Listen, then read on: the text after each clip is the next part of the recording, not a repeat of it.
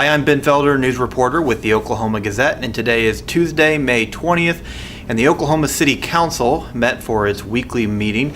Over the past couple of weeks, the council has been focusing some of its meetings on preparing for the new fiscal year budget, which will go into effect July 1. Today, 3 city departments gave presentations to the council discussing some of their proposals for next year's budget. That includes the Public Works Department, Utilities, and Public Transit. Now, a couple things to note from today's presentation is the Utilities Department, as it does every year, said that rate increases for water were likely this year.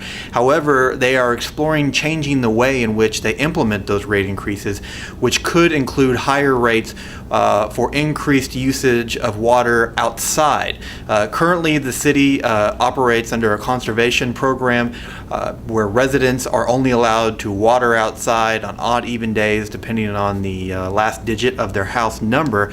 However, city officials said that the conservation program could become more aggressive this summer if conditions worsen, which could include only allowing residents to water outside just 1 or 2 days a week. I caught up with Marcia Slaughter, who is the utilities director, and she told me that the city is exploring some possible rate increases and other ways to help the city conserve water during a time when drought in western Oklahoma is putting some strain on the city's water usage. We're studying that as a part of what's called a cost of service study. The utilities typically do these every 10 to 15 years, and it's been about 12 years since our last study was completed.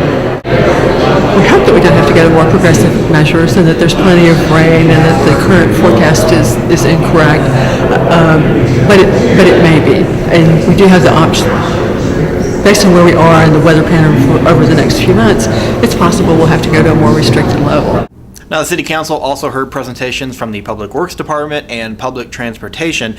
One of the things that I found interesting from the presentation from Public Transit was that they also gave the Council a couple of suggestions on how they can enhance service and how much those enhancements would cost. That includes expanding service in the city's core area to midnight. Right now, buses seem to end sometime around 7:30 or 8, but if you were to increase that service to midnight for 12 routes that serve kind of the central part of Oklahoma City, it would cost an additional $1.5 million per year. Public Transit also gave some other options for expanded service. Now, after the meeting, or at the end of the meeting, City Manager Jim Couch said that the city had revised its estimates on next year's projected revenue, and it's increasing those estimates by $900,000. And Couch said that he would be bringing some proposals back to the council in the coming weeks that would show them options for enhancing public transit and also adding to its police force, which were 2 priority issues expressed by the council over the past year. We'll continue to follow along with okgazette.com as we provide coverage on the budget process. Once again, that budget will have to be approved by the City Council to start July 1 for the next fiscal year. Well, for the Oklahoma Gazette from City Hall, I'm Ben Felder.